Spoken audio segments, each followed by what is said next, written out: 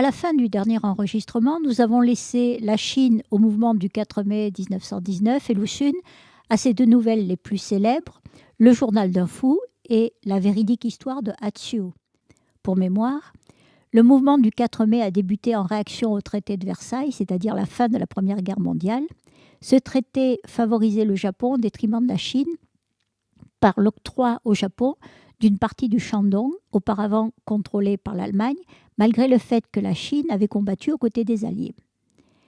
Une manifestation étudiante qui va entraîner une vague de réactions nationalistes à travers la Chine, le boycott des produits japonais et une grève générale à Shanghai qui aboutira à la paralysie de l'économie chinoise. Finalement, ce mouvement nationaliste sera une véritable révolution culturelle, brassant les idées occidentales de démocratie, d'individus et de nations, une révolution sociale pour la modernisation de la société chinoise et une révolution littéraire avec l'adoption du baihua, la langue parlée, en remplacement du chinois littéraire comme langue officielle et langue de l'enseignement. Et Lu Xun, dans tout ça, il enseigne la littérature à l'université de Pékin et à l'école normale supérieure de jeunes filles. Il écrit des nouvelles qui paraîtront dans la revue Nouvelle Jeunesse, puis seront regroupées dans deux recueils, Cris en 1923 et Errance en 1926. Après 1927, en raison de son engagement politique, il se tournera vers d'autres formes littéraires, notamment l'essai. Alors quel est donc cet engagement politique ? En 1925, Lu Xun soutient la révolte des étudiantes de l'école normale supérieure de jeunes filles contre la directrice conservatrice qui veut remettre en vigueur les classiques confucéens et la morale traditionnelle. Elle envoie des gros bras pour expulser les étudiantes et fermer l'école. Lu Xun, qui est loin d'être un gros bras puisqu'il devait faire 1m60 et 50 kg, répond au coup par des essais percutants aux déclarations du camp de la directrice. Également le massacre du 18 mars 1926. Le 12 mars, des vaisseaux japonais s'introduisent dans le port chinois de Dagugo. Le 18 mars, place Tiananmen, a lieu un grand meeting de protestation. Les étudiants présentent une pétition, mais le gouverneur de Pékin fait tirer sur la foule. Il y a près de 50 morts, dont 2 étudiantes de Lu Xun et plus de 200 blessés. C'était plus qu'un assassinat, un monstrueux massacre. On voyait sur leur corps les coups de la matraque, écrit Lu Xun. Le 16 avril, publication d'une liste noire de 48 intellectuels dangereux qui devaient être recherchés par la police et parmi eux Lu Xun. Il quitte Pékin pour Xiamen, puis Guangzhou c'est Canton, et enfin Shanghai où il lui sera plus facile de vivre dans la clandestinité. Un petit rappel historique, le Kuomintang, qui est le Parti national populaire, est à l'origine un parti démocratique et socialiste qui a été fondé en août 1912 par Sun Yat-sen. Le Parti communiste chinois, quant à lui, a été fondé en 1921. Parti communiste et Kuomintang luttent ensemble contre les seigneurs de la guerre, mais après la mort de Sun Yat-sen en 1925, Chiang Kai-shek, en chinois Chiang Kai-shek, un militaire anticommuniste et homme fort du Kuomintang, prend la direction du parti.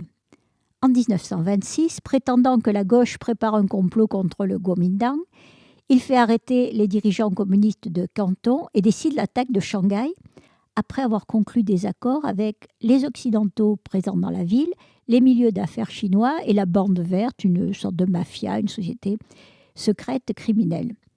Le 12 avril 27, le Kuomintang élimine sans pitié grévistes et sympathisants communistes et plus de 1000 personnes furent arrêtées. Bilan officiel, 300 morts, mais 5000 personnes furent comptabilisées comme disparues.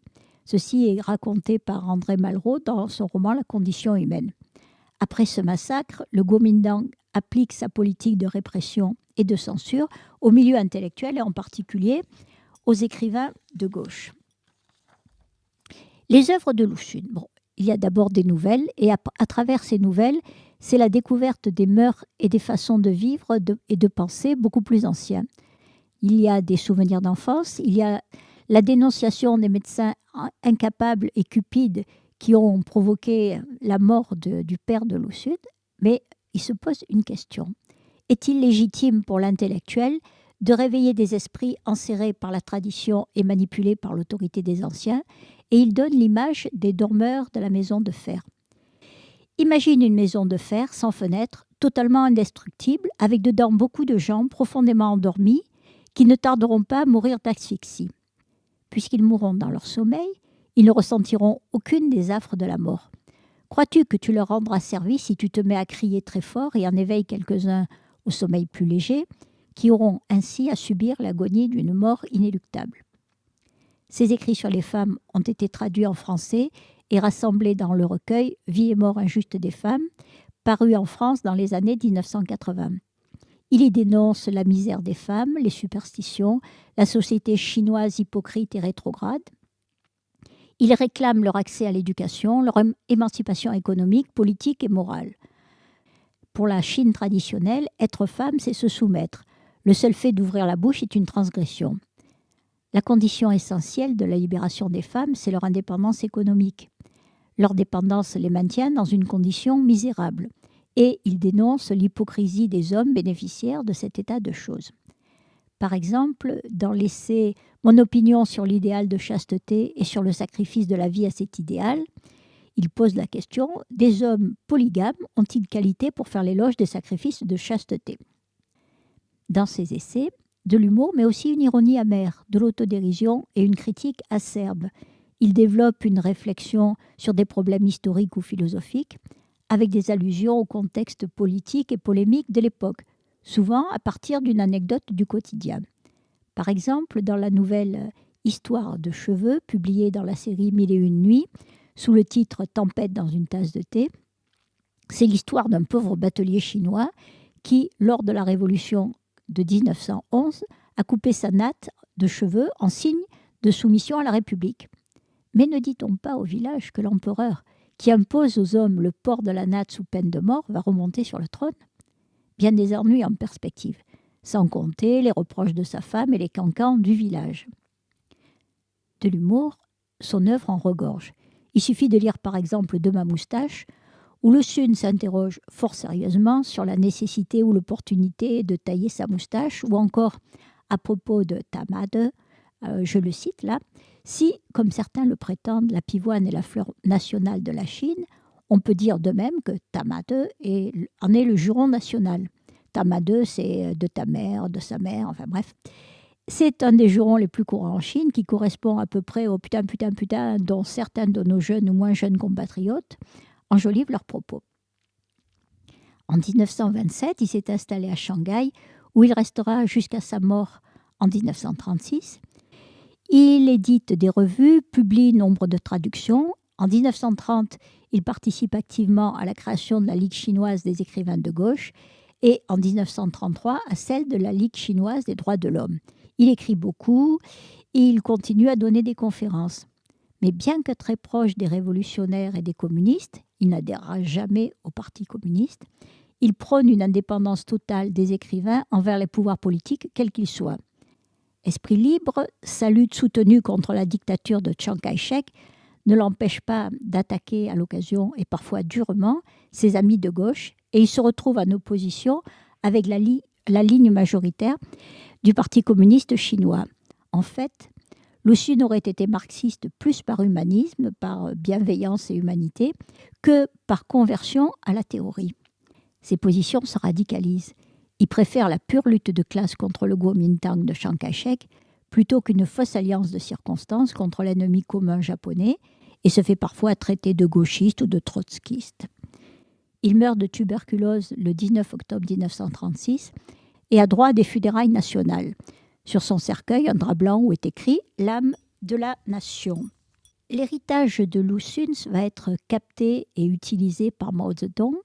En 1937, Mao Zedong s'empare de sa mémoire et après 1949, donc date de la création de la fondation de la République populaire de Chine, on verra se multiplier les musées, les statues, les anniversaires et les références à Lusun dans les villes et les écoles chinoises. Il a même droit à son petit livre rouge et les citations de Lusun. L'instrumentalisation de Lusun a connu son apogée durant la Révolution culturelle, c'est-à-dire de 1966 à 1976. Mao Zedong écrivait « Lusun était le commandant en chef de la révolution culturelle chinoise. Il était non seulement un grand écrivain, mais aussi un grand penseur et un grand révolutionnaire. C'est Lu Xun qui avait les os les plus durs, sans une once de servilité ni de flatterie, le genre de caractère le plus précieux pour un peuple colonial ou semi-colonial. Lu Xun était le héros populaire à la position la plus juste, le plus courageux, le plus résolu, etc. etc. Yu Hua, un écrivain chinois né en 1960, écrit « La révolution culturelle a été un désert pour les lettres. Les manuels scolaires ne contenaient que les œuvres de deux écrivains, les nouvelles, les textes en prose et les essais polémiques de Lu Xun et les poèmes de Mao Zedong. Quand j'étais en première année de l'école primaire, je croyais naïvement qu'il n'y avait au monde qu'un seul écrivain, Lu Xun, et un seul poète, Mao Zedong. À partir de 2007, les textes de Lu Xun sont progressivement retirés des programmes scolaires car ils sont jugés trop difficiles à expliquer aux élèves d'aujourd'hui, trop datés, mais peut-être aussi trop critiques et trop pessimistes. Monsieur Li, instituteur, déclare « Il faudrait que l'on explicite tout le contexte historique de l'époque, mais le système d'éducation actuel ne nous en laisse pas le temps. » D'autres enseignants ont jugé prudemment que les œuvres de Lu Xun sont actuellement dans une situation embarrassante. Pour beaucoup d'élèves, Lu Xun est un auteur trop sérieux. Comme dit Tiao, un lycéen de 16 ans, notre professeur nous a demandé d'apprendre son esprit de combattant. C'est ridicule pour nous aujourd'hui. Comment on fait pour être combattant, s'il vous plaît? Ça sert à quoi? Pour beaucoup de lycéens, la disparition de Lu Xun des programmes scolaires est plutôt un soulagement. On était obligé d'apprendre ces textes par cœur, même la ponctuation. Mais pour certains internautes, les raisons de cette censure tardive sont plus claires. Dans cette période instable, les dirigeants ont peur qu'ils donnent de mauvaises idées aux étudiants. L'objectif de Lu Xun était de sortir les Chinois de leur servilité. Et c'est cela qui fait peur au parti. Je pense que d'ici peu, les étudiants ne pourront plus lire que du Confucius.